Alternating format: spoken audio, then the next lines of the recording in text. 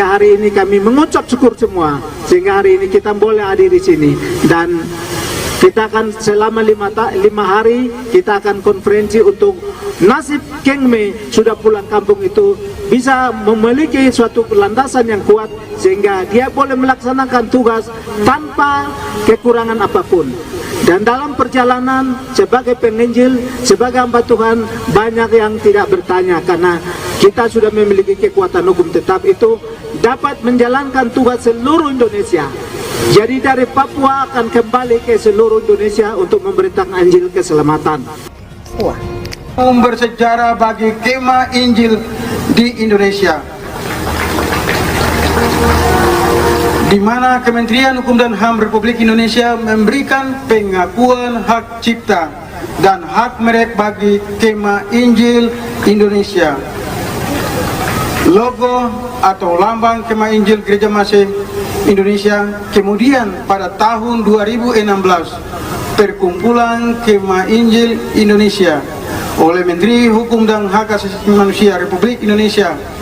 Dengan pemberian ini, maka keberadaan Kemah Injil Gereja Masih Indonesia sudah diakui secara sah menurut hukum dan legitimasi hukumnya tercatat untuk di seluruh dunia.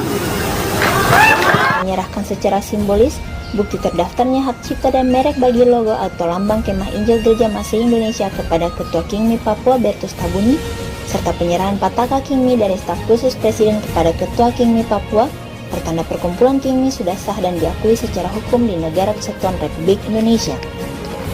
Sambutan terakhir disampaikan oleh Asisten Hubungan Administrasi dan Kelembagaan Staf Khusus Presiden Panus Tabuni dan membuka secara resmi kegiatan.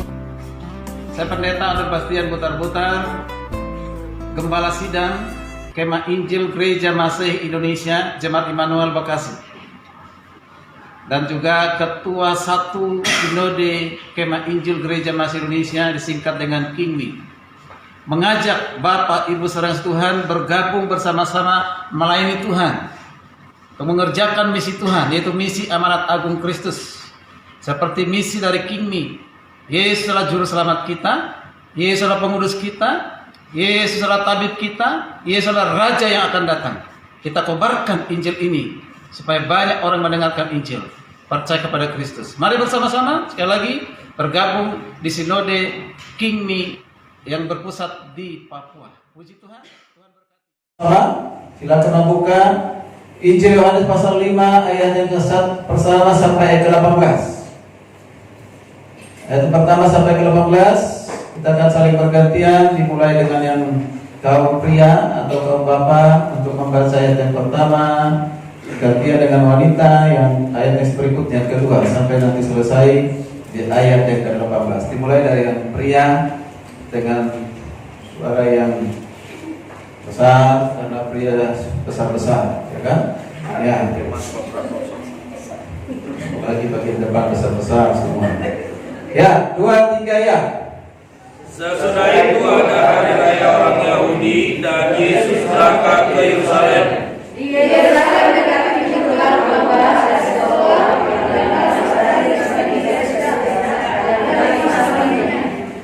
dari serabi-serabi itu berbaring sejumlah besar orang sakit, orang-orang buta, orang-orang timpang, dan orang-orang lumpuh yang menantikan pemanjangan air kolam itu.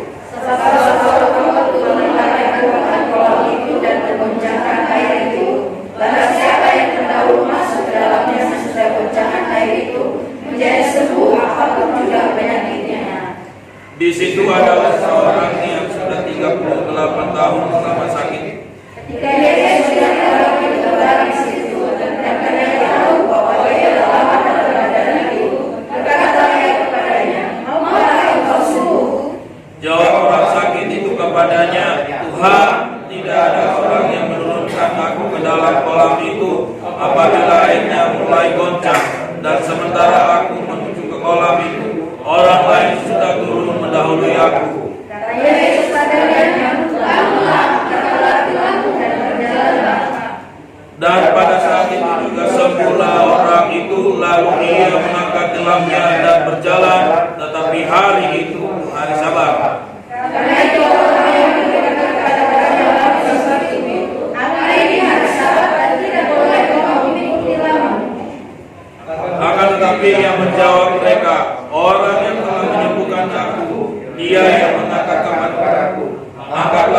kamu dan berjalanlah.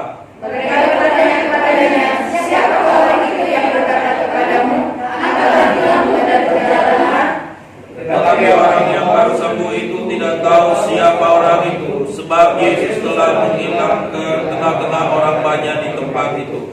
Kemudian Yesus bertemu dengan dia dalam yang Allah, lalu berkata kepadanya, "Engkau telah sembuh, jangan berbuat dosa lagi, supaya padamu jangan terjadi hal yang buruk." Orang itu keluar lalu menceritakan kepada orang-orang Yahudi bahwa Yesus yang telah menyembuhkan dia. Karena itu orang Yahudi berusaha menganiaya Yesus, karena ia melakukan hal itu pada hari Sabat. Tetapi ia berkata kepada mereka, "Bapakku bekerja sampai sekarang, maka aku pun bekerja juga." Sebab itu orang Yahudi lebih berusaha lagi untuk membunuhnya, bukan saja karena ia mengadakan hari Sabat, tetapi juga karena ia mengatakan bahwa Allah adalah Bapaknya sendiri, dan dengan demikian menyamakan dirinya dengan Allah. Ya, haleluya, puji Tuhan. Baik, Bapak Ibu kasih Tuhan, sesuai dengan tema hari ini adalah Yesus Tuhan atau Yesus Kristus adalah Tuhan penyembuh. Yesus Kristus Tuhan penyembuh. Nah, minggu lalu Pak Arthur juga sudah menyampaikan di pasal keempat di ayat yang terakhir tentang kesembuhan. Bapak Ibu dikasih Tuhan, mari kita perhatikan bersama-sama sebenarnya apa yang menjadi fokusnya Tuhan ketika Tuhan Yesus melakukan mujizat, melakukan mujizat demi mujizat, atau melakukan penyembuhan demi penyembuhan, dan banyak yang disembuhkan. Kalau dari pihak manusia barangkali yang menjadi fokusnya adalah apa? Kesembuhan, adalah mujizat. Nah, hari ini kita bersama-sama perhatikan sesungguhnya bukan kesembuhan itu yang menjadi fokus utama atau motivasi utama, tujuan utama untuk melakukan penyembuhan.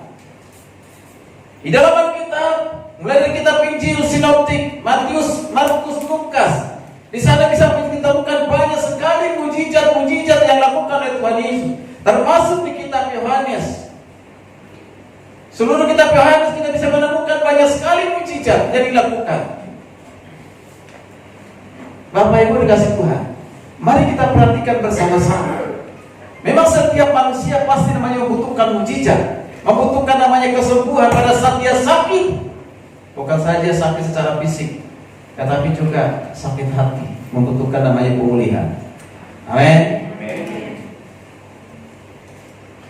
Kekecewaan, penderitaan itu juga penyakit, Bapak Ibu. Itu penyakit. Ya, itu sakit yang mungkin lebih sakit daripada sakit secara fisik. Ya kan, sakit fisik hari ini diobatin, beberapa menit kemudian atau beberapa hari atau beberapa jam kemudian sembuh. Tapi kalau sakit hati, ya, sakit hati butuh proses yang lebih panjang. Yang lebih panjang. Nah, hari ini kita bersama-sama melihat Yesus Kristus adalah Tuhan penyembuh. Dari nas pembacaan kita di kitab Injil Yohanes pasal yang kelima ayat 1 sampai 18 ini, kalau kita perhatikan di ayat pertama dikatakan, sesudah itu hari raya orang Yahudi dan Yesus berangkat ke Yerusalem. Coba mencari ini maksudnya, ini hari raya apa gitu. Hari raya apa? Banyak tafsiran-tafsiran, tapi sebut tafsiran itu belum tepat.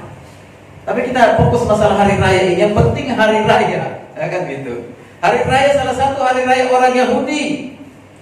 Dikatakan Yesus berangkat ke Yerusalem. Yesus menuju ke Yerusalem. Di Yerusalem dekat pintu gerbang domba ada sebuah namanya kolam, yang dalam bahasa Ibrani disebut sebagai Bethesda, atau disebut dikatakan ada di 5 serambinya. Saudara perhatikan baik-baik. Di ayat pertama sampai ayat yang kelima, kalau kita perhatikan di 5 ayat ini, setelah Yesus berangkat dikatakan berangkat ke Yerusalem dan sampai satu pintu gerbang domba, namanya dikatakan itu adalah sebuah kolam Bethesda. Kolam Bethesda itu benar dalam bahasa Aram artinya rumah kasih karunia. Rumah kasih karunia, atau kalau dalam bahasa Ibrani-nya adalah rumah kemurahan, itu artinya Bethesda. Rumah kasih karunia atau rumah kemurahan? Nah, saudara perhatikan di sini. Memang kalau kita melihat dimanapun Yesus hadir, dimanapun Yesus hadir untuk melayani, selalu Tuhan Yesus menunjukkan kemurahannya, menunjukkan kasihnya, menunjukkan bahwa begitu cintanya Yesus kepada manusia sampai hari ini. Jadi kehadiran Yesus termasuk di tengah-tengah orang ahli Taurat, orang Farisi yang membencinya, tetapi Yesus mengasihinya.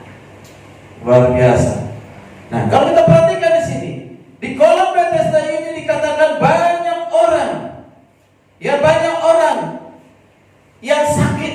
Kalau kita perhatikan, coba kita perhatikan di ayat yang 3. Dan serabi-serabi itu berbalik sejumlah besar orang sakit. Sakit apa saja?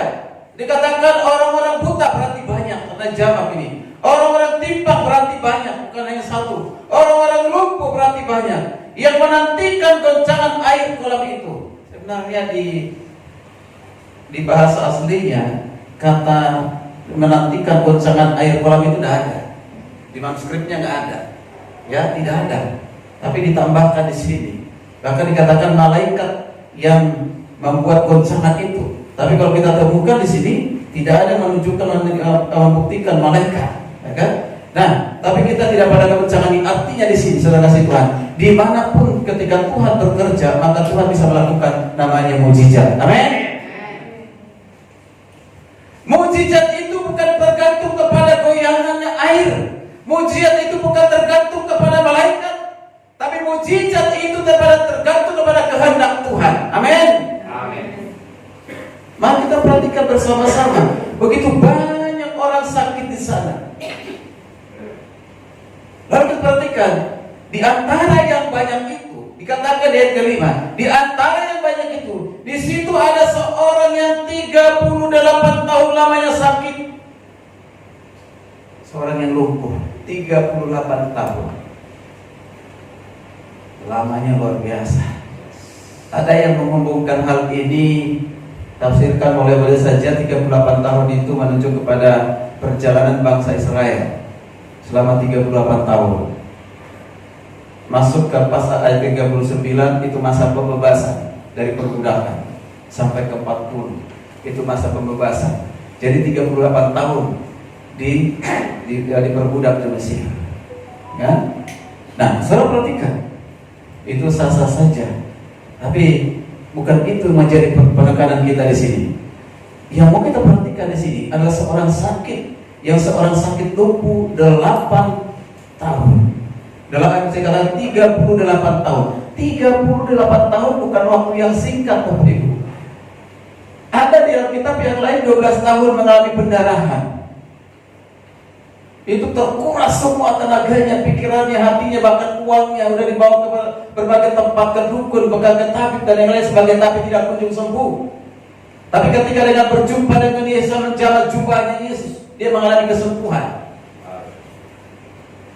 Ini 38 tahun. Siapa di sini yang pernah sakit 1 tahun ada?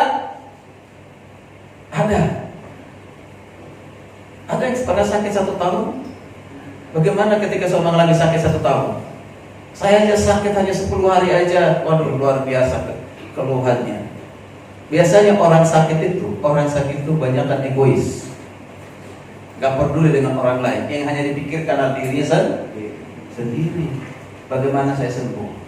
Gampang tersinggung, gampang marah, gampang sedih, gampang menangis. Itu kalau orang sakit terlalu lama, bergumul dengan sakit itu masih hitungan minggu, hitungan hari, hitungan minggu, atau mungkin hitungan bulan. Tapi ini hitungan tahun, 38 tahun. Bayangkan seperti apa dia. Lalu 38 tahun ada di pinggir kolam Bethesda. 38 tahun dia menunggu supaya terjadi mujizat melalui kolam Bethesda itu.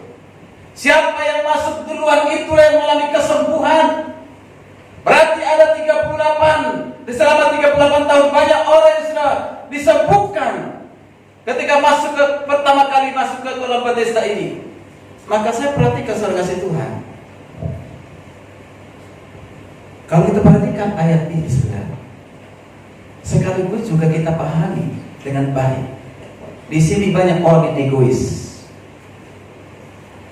Di pinggir kolam Bethesda itu banyak orang yang egois, yang hanya memikirkan dirinya sendiri. Mengapa saya katakan demikian? Berarti tidak ada yang peduli dengan orang yang sudah lumpuh ini 38 tahun.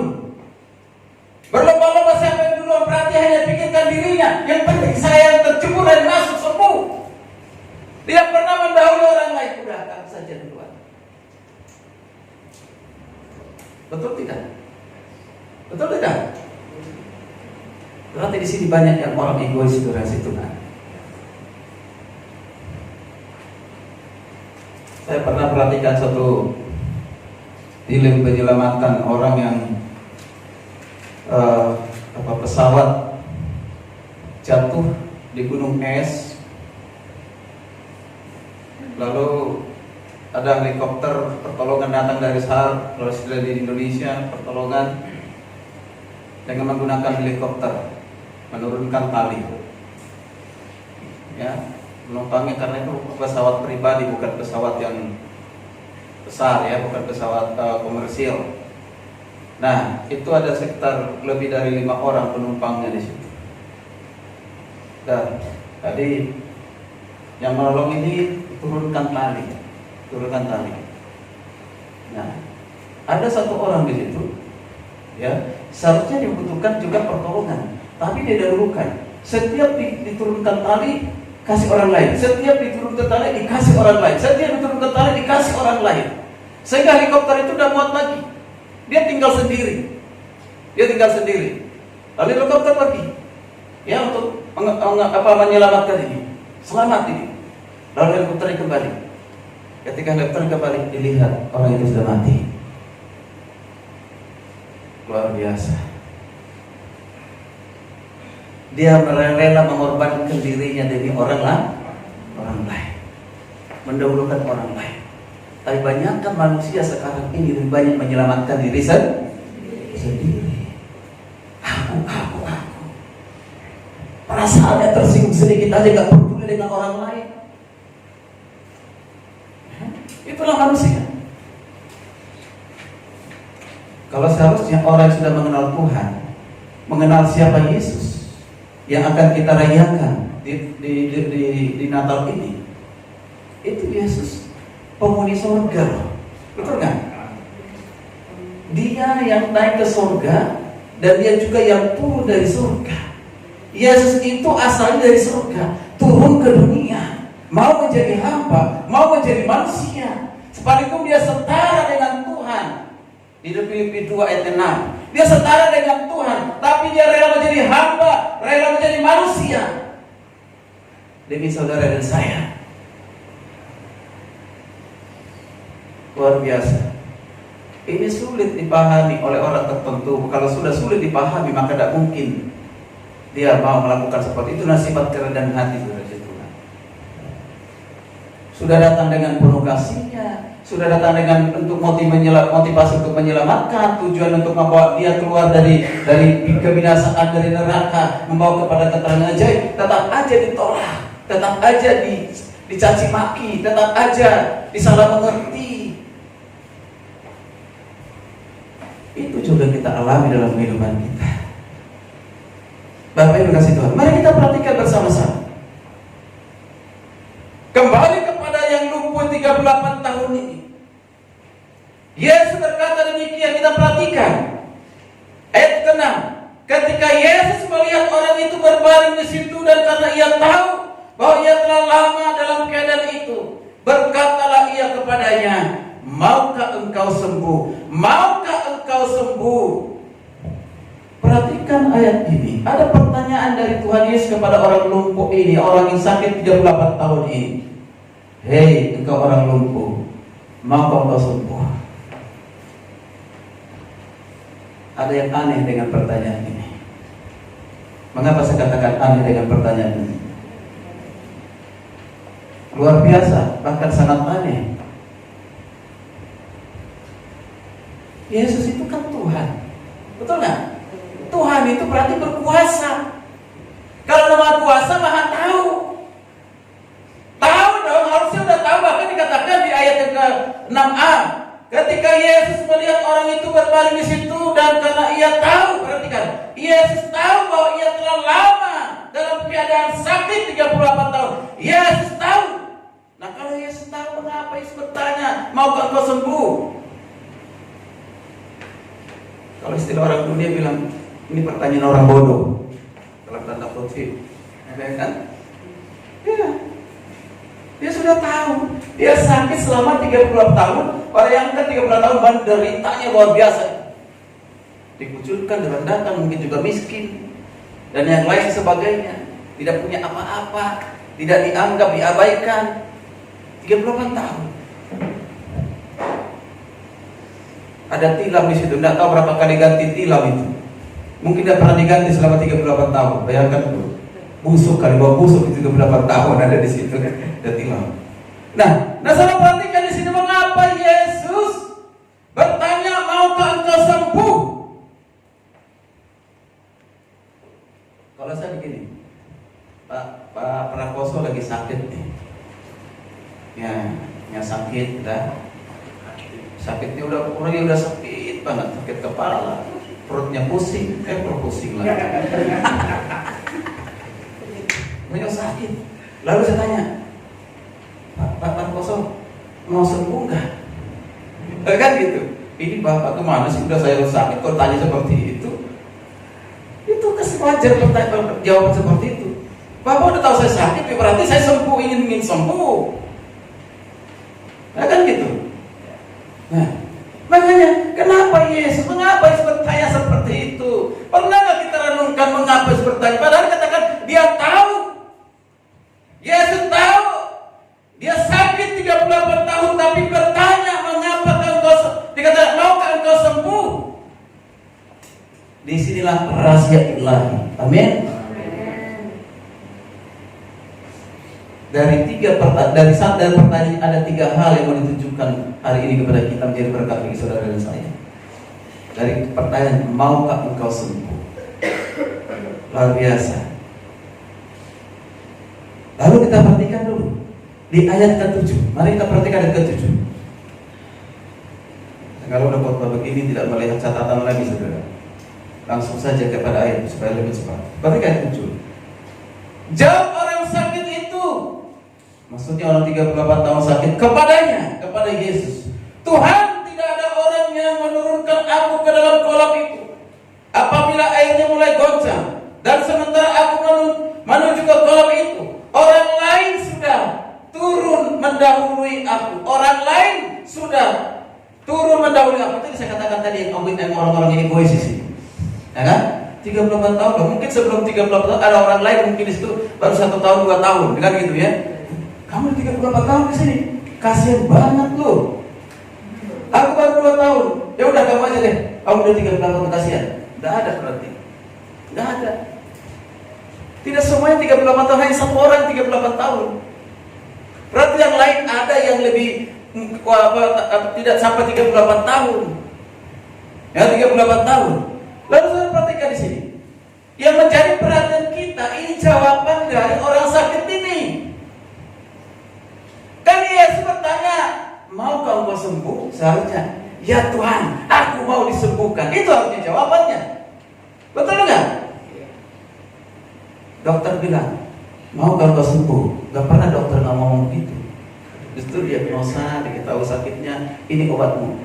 Lekas sembuh ya. Enggak ditanya, mau sembuh nggak? Itu dokter atau apa itu? Mau sembuh nggak kan gitu? Ya, kecuali orangnya bandel nggak mau berobat kan gitu. Kamu mau mati atau mau sembuh? Ya, kadang-kadang Prof. Abraham bisa ngomong begitu. Ya kita, kamu mau cepat mati, gitu. Ya, kalau kita nggak siap, ya kalau nggak mau ditangani, ya dia bilang gitu. Kamu mau cepat mati, ya, gitu. Mau hidup atau mati, ya, gitu. Kalau orang yang nggak siap, tersinggungnya bisa sampai ke ubun-ubun itu. Iya, tapi karena kita siap hati kita, ya akhirnya kita nggak tersinggung kan gitu. Ya, itu salah satu kedewasaan rohani Bapak Ibu. Nah kita perhatikan di sini. Maukah engkau sembuh? Dikatakan justru dia membuat satu argumen yang lain. Dikatakan jawab orang itu kepadanya, Tuhan, ini kata kata Tuhan di sini sebenarnya bukan kata Lord dan bukan kata Kurios, tapi kata Tuhan. Ya, kata Tuhan. Sesungguhnya orang ini yang sakit ini belum mengenal siapa Yesus. Belum mengenal siapa Yesus. Makanya Tuhan bisa melakukan mujizat kepada orang yang belum kenal Yesus. Ya? Jadi bukan karena beriman, karena orang bilang, kalau engkau sembuh berarti engkau belum punya iman. Karena orang begitu. Engkau sembuh karena engkau tidak punya iman. Ini belum orang beriman. Nanti setelah mengalami kesembuhan baru beriman, saudara. Ya? Sama seperti Lazarus. Dia mati. Dikatakan Lazarus bangkit dari kematian karena iman. Bagaimana dia punya iman? Dia mati. Ya kan? Dia mati. Artinya apa? Tuhan bisa melakukan mujizat kepada setiap orang, termasuk orang yang tidak beriman. Tuhan bisa lakukan itu. Ada tujuan Tuhan, ada maksud Tuhan. Itu mungkin itu satu intro atau sebagai satu permulaan supaya dia mengenal siapa Tuhan. Lewat itu akhirnya dia percaya. Amin. Amin. Jadi hamba Tuhan kalau berdoa bagi orang yang sakit sekalipun dia tidak orang beriman, kalau kau beriman dulu kepada Yesus baru doakan yang sembuh. Boleh-boleh saja sebenarnya, tidak salah, ya kan? Tapi kalau kita berdoa tanpa iman pun, kalau Tuhan bekerja, kehendak Tuhan mengalami kesembuhan. Lalu tanya, siapa menyembuhkan Yesus? Kau harus percaya kepadanya. Amin. Nah, perhatikan di sini. Ayat yang ke-7 ini ada dua hal yang mau kita perhatikan. Hal yang pertama, saudara kasih Tuhan, di ayat ke-7 ini.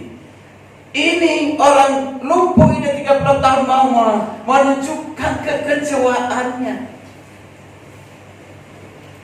Dia kecewa 38 tahun menunggu di pinggir kolam Bethesda, tidak mengalami kesembuhan, seolah-olah tidak ada harapan lagi dalam kehidupannya. Begitu lama dia menunggu, dia kecewa saudara kasih Tuhan. Dia tidak punya pengharapan. Seolah-olah hidup ini sudah buntu, tidak lagi solusi, tidak ada jalan keluar. Di dalam keputusasaan, di dalam kekecewaan, bahkan juga dalam satu ketakutan. Barangkali kalau saya tidak sembuh dengan kolam Bethesda ini, tak lagi saya akan mati, sudah tua.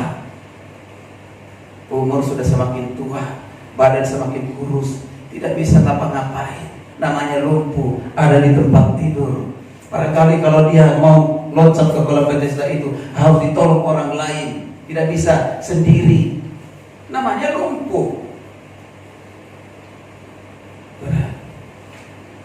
Lalu saya bayangkan kalau saya di pihaknya yang sakit ini, saya pun mungkin seperti itu.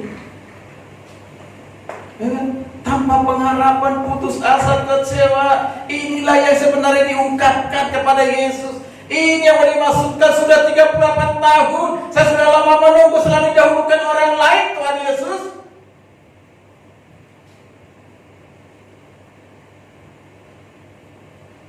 Lalu hal yang kedua kita perhatikan di sini, saudara Tuhan. Kita perhatikan baik-baik. Tadi yang saya katakan itu, melalui orang lumpuh ini mau menunjukkan Yesus di sekeliling saya ini banyak yang orang egois, banyak yang hanya memikirkan diri sendiri. Kalaupun tidak dikatakan secara langsung saudara kasih Tuhan, tapi kalau kita perhatikan, ada indikasi yang seperti itu. Tuhan Yesus yang melapor, ini mereka ini orang-orang egois. Mereka dahulu tidak pernah biarkan kesempatan kepada saya, tidak pernah menolong saya.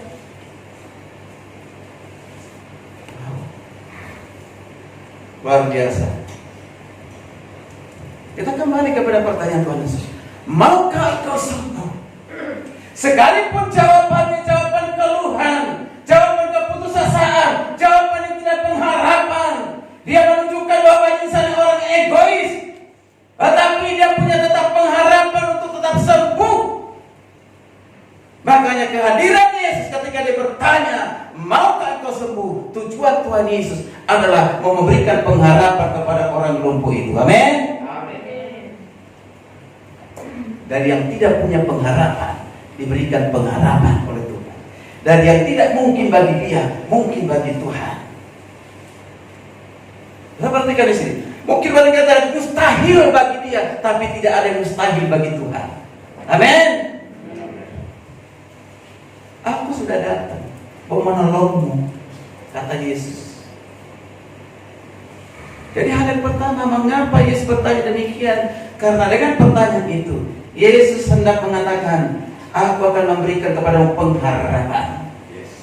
Dari kolam Bethesda itu kamu tidak menerima pengharapan. Dari orang-orang di sekitar yang orang-orang egois itu tidak mempunyai pengharapan. Bahkan orang-orang Farisi yang tahu dengan firman, engkau tidak punya pengharapan. Aku hadir memberikan pengharapan kepadamu, kata Yesus. Amin. Luar biasa. Hal yang berikutnya, mari kita lihat di ayat ke-8. Di ayat ke-8 dikatakan, kata Yesus kepadanya, bangunlah, angkatlah tilammu dan berjalanlah. Luar biasa ini. Saudara kasih Tuhan. Sekalipun jawaban dari orang lumpuh ini yang sakit ini mengatakan, bukannya mengatakan aku ingin sembuh, tapi menyampaikan kekecewaannya, tapi tetap Tuhan mengatakan kepadanya, bangunlah, angkatlah tilammu dan berjalanlah. Apa maksudnya di sini? Kalau orang lain menafsirkan di sini begini, ya, menafsirkan ini. Jadi orang disembuhkan karena beriman, ya kan? Karena beriman maka disembuhkan. Itu tafsiran di sini. Ya. Tapi kalau kita lihat orang lumpuh ini belum punya iman. Tapi kalau kita perhatikan di sini, dilanjutkan lagi di ayat ke-9, dan pada saat itu juga sempurna orang itu lalu mengangkat tilamnya dan berjalan. Luar biasa. Dari dua hal ini, dari pertanyaan maukah engkau sembuh, Yesus menyatakan dirinya, aku berkuasa atas segala sakit penyakit. Amin. Akulah Tuhan yang Maha Kuasa, yang dapat menyembuhkan segala sakit penyakit, sakit apapun itu. Terima kasih Tuhan. Di sini Tuhan mau menyatakan dirinya lewat pertanyaan ini. Akulah Tuhan yang dapat menolongmu, yang dapat menyembuhkanmu, yang membuat engkau bisa keluar dari segala persoalan masalah hidupmu, termasuk dari sakit penyakitmu. Akulah Tuhan. Bangunlah, angkatlah tilammu. Jadi sebelum dia saudara mengangkat tilam, dia udah sembuh. Jadi bukan ini. Kalau dia nggak beriman, nggak melangkah, mengangkat tilam, nggak ada kesembuhan, nggak ada kesembuhan. Tapi kita perhatikan di sini, ayat 9 sangat jelas, dan pada saat itu juga sembuhlah orang itu. Prosesnya tidak lama, saudara. Sama seperti ketika saudara makan cabai pedasnya besok. Makan cabai pedasnya kapan? Saat itu juga kan? Nah ini kira-kira seperti itu. Porsinya begitu. Ketika Tuhan bangunlah, angkat tilammu, langsung terjadi mujizat. Ya, terjadi mujizat. Hebat, luar biasa. Apa yang dikatakan oleh kita berani bahwa Tuhan kita itu tidak pernah berubah, dulu, sekarang, sampai selamanya. Amin. Jika Tuhan menghendaki saudara yang sakit pada saat ini, saudara disembuhkan. Amin. Sakit apapun itu. Tapi di dalam hal ini kita perhatikan bersama-sama. Ada tindakan iman. Ada tindakan iman. Artinya apa? Dari sini, dari orang buta ini melakukan seperti apa yang dikatakan oleh Tuhan. Bangunlah, angkatlah tilammu. Dia kerjakan, dia lakukan. Dan ketika dia kerjakan, dilakukan itu, dia sudah sembuh. Bukan karena sudah membangun lalu dia baru sembuh. Tidak, sudah sembuh. Tapi kita perhatikan, luar biasa. Ketika saya perhatikan seperti ini luar biasa ini.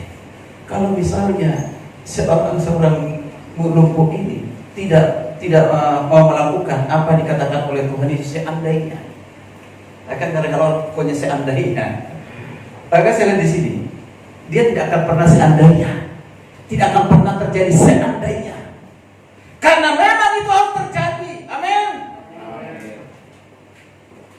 Tuhanlah yang menggerakkan hatinya sehingga dia melakukan itu, bukan lagi dirinya sendiri karena butuh kesembuhan, bukan, tapi tindakan dari dirinya itu adalah karena gerakan Tuhan sehingga dia melakukan itu. Sekalipun pada saat itu dia masih bersama-sama. Kita lihat pertanyaan orang-orang Farisi ahli Taurat nanti kepada dia, siapa yang menyuruh engkau bangunlah angkat tilammu? Aku tidak tahu siapa dia, karena Yesus pada saat itu sudah menghilang. Aku tidak tahu, dia tidak benar. Kalau dia tahu dia katakan, oh dia Mesias, dia Tuhan. Itu tidak dijawab seperti itu. Luar biasa. Bapak Ibu dikasih Tuhan. Dua hal yang saya sampaikan tadi. Yang pertama, mengapa Yesus bertanya demikian? Yang pertama tadi apa? Mengapa? Mau bertersebut. Mau ingin memberikan pengharapan yang tidak punya pengharapan. Lalu yang kedua, mau menyatakan bahwa dia adalah Tuhan yang berkuasa atas segala sakit penyakit. Sekalipun pada saat itu yang disembuhkan saudara hanya orang lumpuh ini saudara. Lalu dia langsung pergi. Dia langsung pergi. Mengapa nggak disembuhkan semua orang-orang di sekitar situ? Kan banyak itu. Kan dikatakan tadi di ayat ketiga itu banyak kan? Banyak. Mengapa hanya orang ini yang disembuhkan?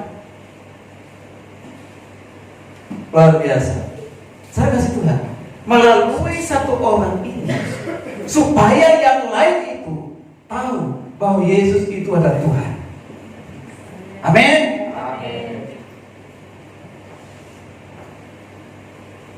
Dengan mereka mengetahui melalui seorang lumpuh ini akan menuntun mereka bukan saja mengenal mereka dan percaya kepada Tuhan Yesus.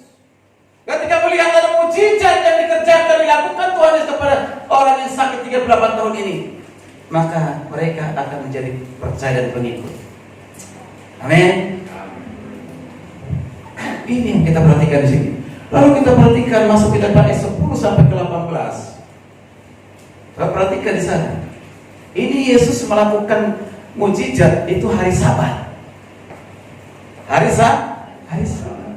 Kalau hari Sabat itu tidak boleh bekerja. Tidak boleh mengangkat barang pun tidak boleh. Mengangkat tilam pun tidak boleh. Saudara baca nanti di kitab Yeremia. Ada peraturan mengatakan tidak boleh di hari Sabat itu mengangkat barang yang lebih berat, bekerja keras tidak boleh. Wah, makanya orang-orang Yahudi ahli Taurat pada saat itu melarangnya. Nabi Yesus ini adalah seolah-olah dalam tanda kutip penista agama. Mengapa dikatakan penista agama? Karena seolah-olah melanggar peraturan hukum Taurat yang sudah bertahun-tahun mereka belajar dari nenek moyang mereka.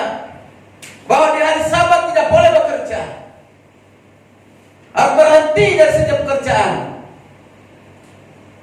Dikatakan dengan apa? Hari dan ini kan dari berhubungan dengan penciptaan pertama, kedua, ketiga, keenam sampai ke-7 istirahat, ya kan?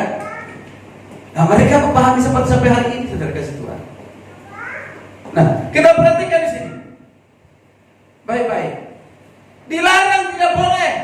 Tapi bertanya, apakah Yesus melanggar hukum Taurat? Melanggar peraturan hukum Taurat?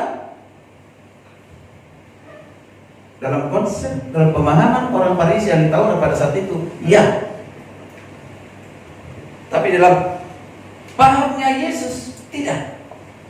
Justru Yesus datang adalah untuk menggenapi hukum Taurat, menyempurnakan hukum Taurat. Yesus melakukan hal seperti itu, menyembuhkan pada hari Sabat. Hari Sabat itu adalah perkara rohani, bukan masalah perkara pekerjaan. Ketika mengangkat tilam dan akhirnya dia pergi dengan angkat tilamnya, itu bukan perkara hukum Taurat, melanggar hukum Taurat, tetapi bagaimana peduli dengan orang yang sedang membutuhkan pertolongan. Luar biasa. Misalnya hari Minggu ada orang sakit, hari Sabat Hari Sabat itu sebenarnya kan hari Sabtu ya, Minggu itu adalah hari pertama, hari kemenangan.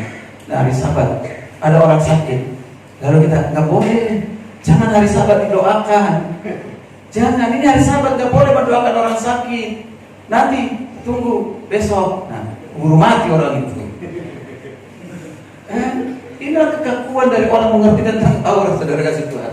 Semua nggak boleh makan babi, nggak boleh makan darah.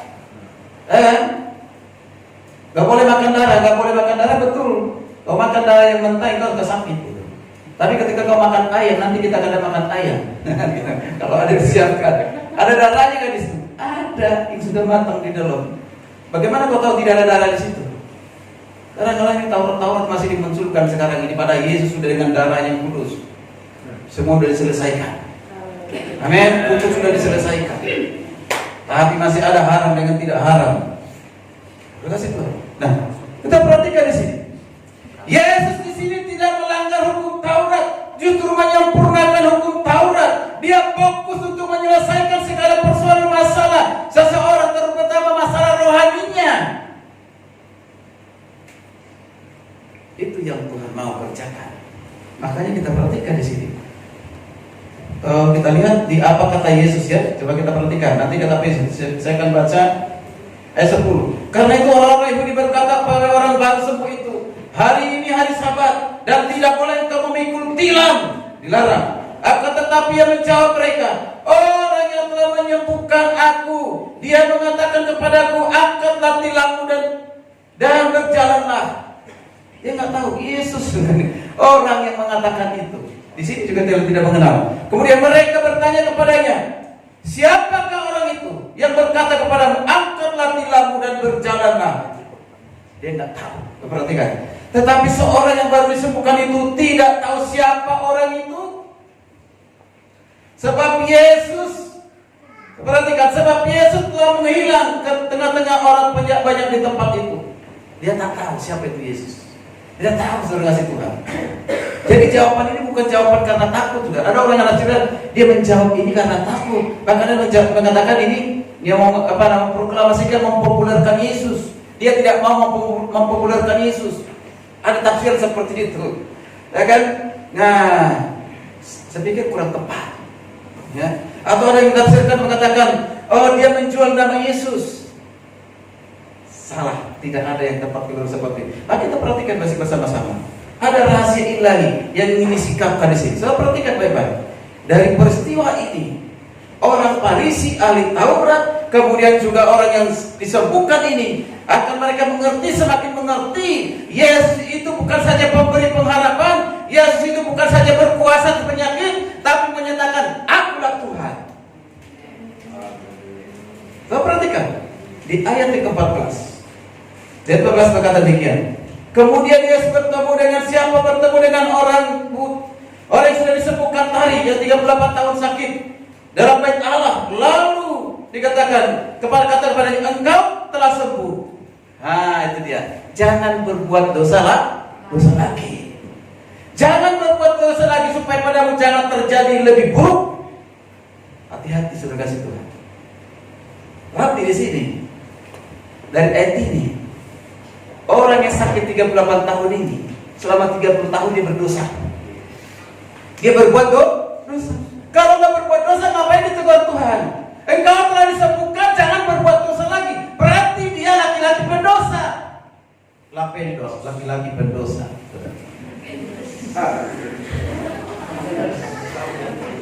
Ya, kalau lapendos, perempuan pendosa.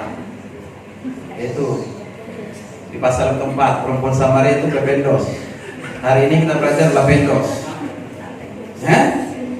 Nah, pendosa makanya dengar, jangan berbuat dosa lagi. Jika engkau berbuat dosa, akan terjadi yang lebih buruk.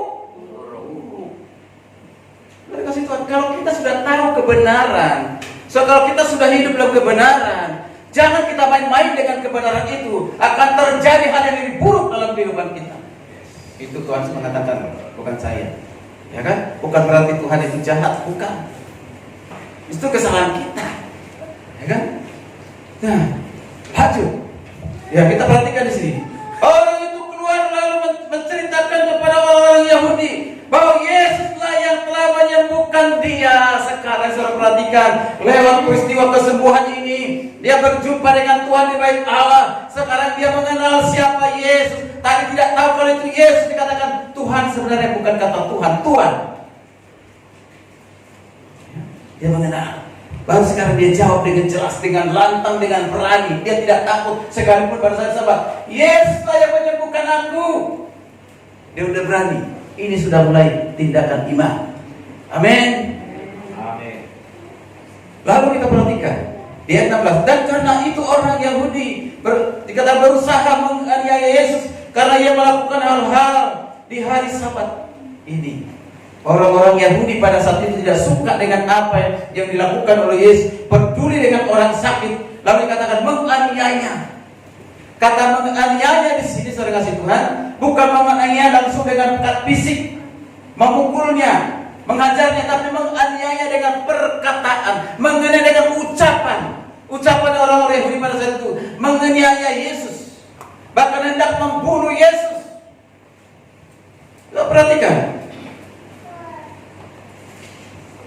di ayat ke-17, ayat 17, ini kata Yesus. Lo perhatikan, ini luar biasa. Tetapi ia berkata kepada mereka, Bapakku bekerja sampai sekarang, maka aku pun bekerja juga. Apa maksud dari pernyataan Yesus ini? Apa maksud dari perkataan Yesus ini? Bapakku bekerja sampai sekarang, masa lampau sudah terjadi pada saat itu, aku pun bekerja juga sampai sekarang, bahkan seterusnya. Bapak itu bekerja bukan pada saat penciptaan pertama, kedua, dan ketiga sampai ke 6 lalu berhenti. Ini mengajarkan jika orang Yahudi ini mengajarkan kepada kita juga. Tidak, Bapak itu tetap pemelihara. Apa itu istilahnya? Providensia. Jadi bukan Tuhan menciptakan langit, bumi dan segala isinya lalu dibiarkan, ditinggalkan berkembang sendiri. Kan ada jalan begitu. Tidak, Tuhan tetap ada di setiap ciptaan itu, dipelihara, dijaga. Amin. Maka Yesus mengatakan, kalau Bapa tidak berhenti bekerja, maka saya pun tidak berhenti. Artinya apa? Artinya apa? Kalau Bapa tidak berhenti bekerja, maka aku pun tidak berhenti bekerja. Kata Yesus. Apa maksudnya di sini? Bisa kita simak? Apa yang mau ditunjukkan oleh Yesus di sini ketika Yesus berkata demikian? Apa? Mau menyatakan dirinya setara dengan Bapa. Nah, saya perhatikan di sini. Nah, kita perhatikan di ayat yang terakhir, saya perhatikan ya, saya perhatikan di sini. Sebab itu orang-orang Yahudi berusaha lagi untuk membunuhnya. Mengapa orang-orang Yahudi begitu responsif? Melihat mereka sangat marah sekali, kecewa sekali, dan tersinggung, tertusuk kira-kira seperti itu, sehingga mau membunuh Yesus. Wah, responnya sangat negatif terhadap Yesus. Mau membunuh Yesus. Mengapa mereka mau membunuh Yesus? Ada di ayat yang ke-18 di surah, perhatikan. Tetapi juga karena ia mengatakan bahwa Allah adalah Bapanya sendiri, dan dengan demikian ia menyatakan dirinya dengan Allah. Wow, semakin jelas. Mengapa orang-orang Yahudi pada saat itu marah? Karena sebagai kata kalau saya aku Tuhan. Gitu loh, ya kan? Orang-orang Yahudi aku Tuhan. Kalau istilah sederhananya seperti itu. Maka dikatakan Bapa bekerja sampai sekarang, aku pun bekerja. Artinya dia menyamakan dirinya dengan Tuhan. Makanya di sini dikatakan ada kata, saya perhatikan kata Bapa yang sendiri dengan demikian menyamakan dirinya dengan Allah. Ini kata menyamakan diri. Ini kata yang digunakan dengan Filipi 2 ayat 6 sama. Yaitu apa? Setara. Ya, bahwa aku dan Bapa itu adalah setara. Jadi kata menyamakan dalam bahasa Yunani gitu, setara, sama dengan istilah yang digunakan di kitab Filipi pasal 2 ayat 6 itu. Setara. Relasi Tuhan. Jadi lewat pertanyaan ini, maukah kau sembuh? Hal yang ketiga, Tuhan menyatakan dirinya, aku itu Tuhan yang setara dengan Bapa. Amin. Aku Tuhan yang